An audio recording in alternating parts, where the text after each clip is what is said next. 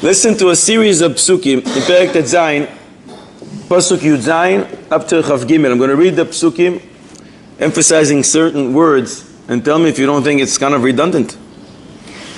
ולפי העלות הענן מעל האוהל, ואחרי כן ייסעו בני ישראל.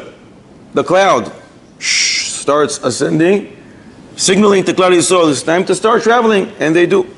ובמקום אשר ישכום שם הענן, wherever the cloud decides to rest, שם יחנו בני ישראל, that's where Klal Yisrael camp. על פי השם ייסעו בני ישראל, ועל פי השם יחנו. What do we understand from here until this point? Everything is decided based on the cloud. Finish, we understood it. The pasuk continues, כל ימי אשר ישכון הענן על המשכן יחנו. As long as the cloud rests, you rest. Pretty clear? The Torah, for some reason, says it again, and again, and again. ובהאריך הענן על המשכן ימים רבים, and if the cloud decides to rest for a long time, for many days, ושמרו בני ישראל את משמרת השם ולא ייסעו, so כלל ישראל, don't travel. And by the way, ויש, sometimes, אשר יהיה הענן מספר ימים על המשכן, sometimes it's going to happen that it's going to be there for a few days. על פי השם יחנו ועל פי השם ייסעו. We got that already.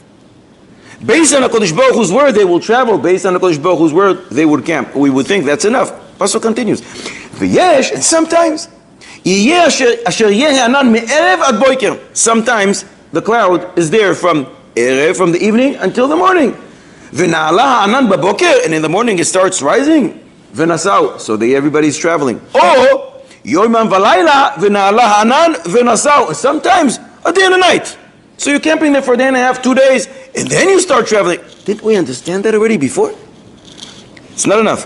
O yomayim, o chodesh, o yamim. Sometimes it's 2 days. Sometimes it's a month.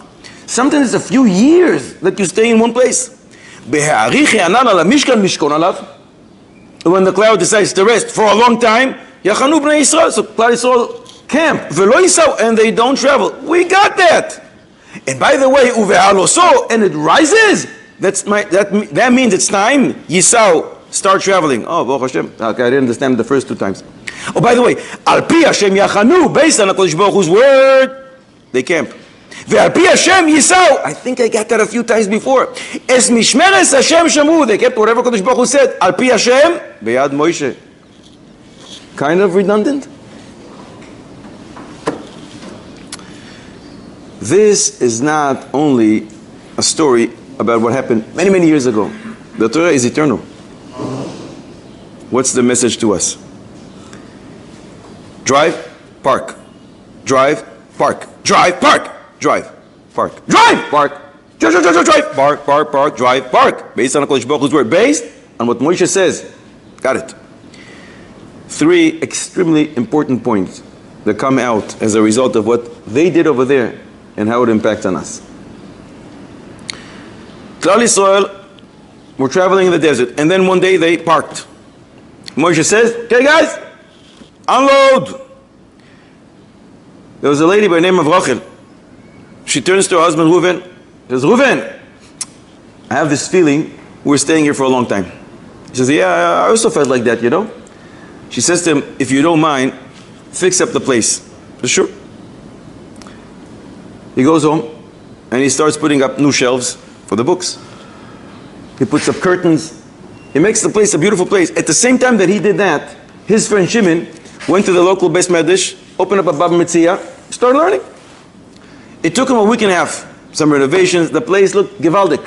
Exactly when he's done, the clouds started rising, signaling to everybody, Aboisai, back up, we're leaving.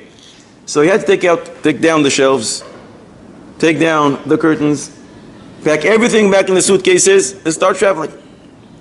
And they did. They traveled, and suddenly the cloud rests. That means everybody is parking now. This is the new place. Reuven already got the message from the first time around. So Reuven and Shimon go together to Beis Medrash and open up Baba Metzia, and they learn. After a week of learning, Reuven says to his wife, I think now we're actually going to stay here for a little while. I have this feeling. She says, yeah, I also think so. So Reuven takes the hammer and takes the tools and starts fixing up the place. She says, the entrance to our house, maybe you can fix up. There's a little crack on the sidewalk. You sure? I see a little, the window. Maybe you can say, it's not moving so smoothly. Yeah, I know. I was thinking about that. And he's thinking, it took him 2.5 weeks. The place looks like a palace. As soon as he's done, the cloud starts moving up. Aboisai! Time to pack up. And they do. Message number 1, prioritizations. When you leave this place, which is a short camp for a little while, 70, 80, 120 years, whatever they give us. What do you take with you? What's temporary? What's permanent? Which window do you think you're going to take with you? What curtains? What bookshelves? When he was fixing up the place, his friend already finished 2 masechtas. He did a siyum on 2 masechtas while he's slaving with his renovations and his new house. The right prioritization. That's message number 1.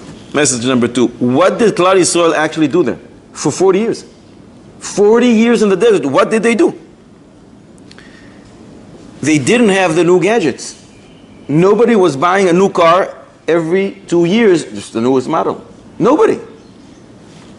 It seems they didn't have yachts and very elaborate and big estates.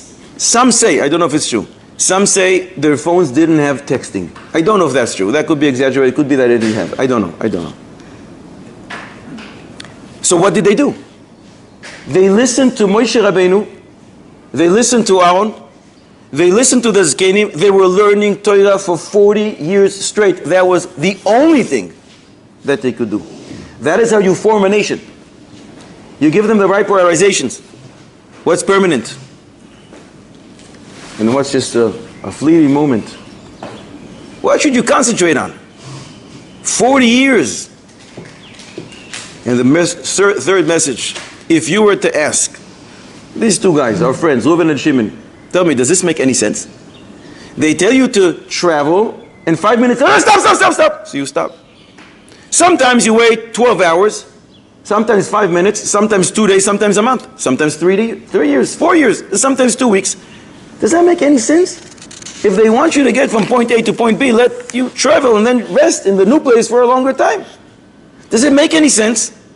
Reuven and Shimon must reply, no, it makes no sense.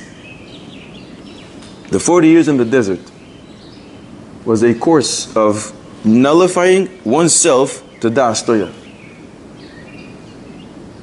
My thoughts, my plans make no difference. It's what HaKadosh Baruch Hu wants. Al pi Hashem yachanu ve'al pi Hashem yisau. Based al pi Moshe. Whatever Moshe explains, this is Ratzon Hashem, which means they learned for 40 years. And this is how you form a nation.